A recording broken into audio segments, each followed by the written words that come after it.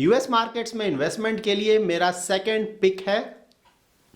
I hope आपको अभी तक कंपनी का नाम पता चल गया होगा। प्रोनेसिस इन्वेस्टर एकेडमी के इस ब्रांड न्यू वीडियो में आप सभी का स्वागत है। वर्ल्ड में किस कंट्री का GDP that is gross domestic product सबसे ज्यादा है? किस कंट्री के स्टॉक मार्केट्स का मार्केट कैपिटलाइजेशन सबसे ज्यादा है? और किस कंट्री में वर्ल्ड में सबसे ज्यादा टॉप क्लास की कंपनीज हैं? तो ऑफ कोर्स ये क्वाइट इजी है गेस करना, ये कंट्री है यूएस।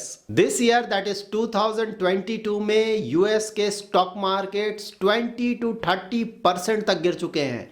और जब भी कोई स्टॉक मार्केट इतना ज्यादा गिरता है तो ऑफ कोर्स इन्वेस्टमेंट करने का वो समय उस स्टॉक मार्केट के स्टॉक्स में सही माना जाता है। सबसे पहले हम ये जान लेते हैं कि यूएस मार्केट्स में हम अपना इन्वेस्टमेंट क्यों करें। यूएस मार्केट्स में इन्वेस्टमेंट का जो सबसे बड़ा रीजन है वो है यूएस का इकोनॉमी। मैंने ऑलरेडी आपको बताया वहाँ का जीडीपी वर्ल्ड में सबसे ज़्यादा है, वहाँ के जो स्टॉक मार्केट्स हैं उनका मार्केट कैप सबसे ज़्यादा है, साथ ही वहाँ का जो करेंसी है दैट इज़ डॉलर। वर्ल्ड में जो ज़्यादातर ट्रेड्स होते हैं वो यूएस डॉलर्स में ही होते हैं। और साथ ही वहाँ का अगर आप जीसेक देखें तो वर्ल्ड के जो ज़्यादातर सेंट्रल बैंक्स हैं उनका जो फॉरेन करेंसी रिजर्व है उसका एक बड़ा हिस्सा वो यूएस के जीसेक्स में इन्वेस्ट करते हैं। वो इसलिए करते हैं क्योंकि यूएस का जो जीसेक है दैट इज़ गवर्नमेंट सिक्योरिटी है, उसे सेफ हेवन माना जाता है, दैट इज उसमें रिस्क ऑलमोस्ट निग्लिजिबल है। और साथ ही यूएस की जो टॉप कंपनीज हैं दैट इज काफ़ी बड़ी कंपनीज हैं जिन्हें हम मेगा कैप्स बोलते हैं। उनका जो बिजनेस है वो वर्ल्ड वाइड स्प्रेड आउट है, जिसके कारण उनका जो सेल्स फिगर हो गया या फिर प्रॉफिट फिगर हो गया या फिर रिटर्न ऑन इक्विटी फिगर्स हो गया and bases that overall future potential हो गया वो काफ़ी अच्छा है। यूएस मार्केट्स में इन्वेस्टमेंट का दूसरा बड़ा रीजन है डाइवर्सिफिकेशन। हमें पता है कि कई बार ऐसा हो सकता है कि यूएस मार्केट्स काफ़ी अच्छा कर रहा होगा और इंडियन मार्केट्स अच्छा नहीं कर रहा होगा, और कई बार ऐसा भी हो सकता है जो कि करेंटली हो रहा है कि इंडियन मार्केट्स अच्छा कर रहा होगा और यूएस मार्केट्स अच्छा नहीं कर रहा होगा। तो अगर हम अपना जो इन्वेस्टमेंट अमाउंट है वो स्प्रेड आउट करें अक्रॉस इंडिया एंड यूएस तो उससे बेनिफिट ये होगा कि रिस्पेक्टिव ऑफ कौन सा मार्केट अच्छा कर रहा है हमें उसका बेनिफिट जरूर मिलेगा। यूएस मार्केट्स में इन्वेस्टमेंट का थर्ड बड़ा रीजन हो सकता है डिप्रिसिएटिंग रूपी। आपको पता है almost every year rupee as compare to dollar depreciate करता है। तो जब भी आप यूएस मार्केट्स में दैट इज यूएस स्टॉक्स में अपना इन्वेस्टमेंट करते हैं तो ऑफ कोर्स उस स्टॉक का जो गेन है वो तो आपको मिलता है, साथ ही जो रूपी डिप्रिसिएट करता है उसके कारण आपका जो ओवरऑल रिटर्न्स है वो बढ़ जाता है।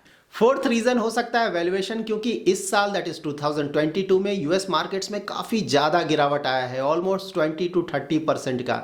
और वहाँ के जो बड़े स्टॉक्स हैं, बड़ी कंपनीज हैं जिनका ओवर द ईयर्स परफॉर्मेंस काफ़ी अच्छा रहा है, वो स्टॉक्स भी काफ़ी ज़्यादा गिरे हैं। सो यूएस स्टॉक में कुछ एक्सपोजर लेने के लिए ये समय एक अच्छा समय बोला जा सकता है। साथ ही यूएस मार्केट्स में इन्वेस्टमेंट करते वक्त हमें ये भी लग सकता है कि वहाँ के जो स्टॉक्स हैं वो डॉलर्स में आते हैं, 200-300 यूएस डॉलर, जो कि काफ़ी कॉस्टली है क्योंकि हमें से कई इन्वेस्टर्स ऐसे होते हैं जो कि काफ़ी ज़्यादा कॉस्टली शेयर्स में अपना इन्वेस्टमेंट नहीं कर पाते हैं या फिर नहीं करना चाहते हैं।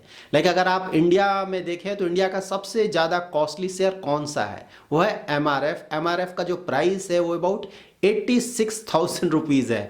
तो कई सारे ऐसे इन्वेस्टर होंगे जो कि इस तरह के वेरी हाई प्राइस के स्टॉक में अपना इन्वेस्टमेंट नहीं करते हैं। तो यूएस में भी ऑफ कोर्स कई सारे स्टॉक है जिनका प्राइस काफ़ी ज़्यादा है। लेकिन अगर आप टेस्ला को देखें तो उसका जो प्राइस है वो रफली अबाउट 200 यूएस डॉलर्स है। अगर आप उसको रुपी में कन्वर्ट करें तो वो 17,000 से थोड़ा ज़्यादा आएगा। तो ऑफ कोर्स ये भी काफ़ी कॉस्टली शेयर है। लेकिन यूएस में एक बहुत बड़ा एडवांटेज ये है कि वहाँ पे आपको इन्वेस्टमेंट के लिए वन शेयर खरीदने की ज़रूरत नहीं है। अगर आप चाहें तो एक शेयर का कुछ पार्ट भी खरीद सकते हैं जिसे हम फ्रैक्शनल इन्वेस्टिंग कर सकते हैं। तो ऐसा बिल्कुल भी जरूरी नहीं है कि टेस्ला के स्टॉक को खरीदने के लिए आपको 17,000 रुपीज़ इन्वेस्ट करना होगा। टेस्ला का स्टॉक आप 500 रुपीज से भी खरीद सकते हैं। नाउ मैं आपको टॉप 3 यूएस स्टॉक्स के बारे में बताता हूं जिससे हम अपना इन्वेस्टमेंट जर्नी यूएस मार्केट्स में स्टार्ट कर सकते हैं। तो फर्स्ट कंपनी है टेस्ला।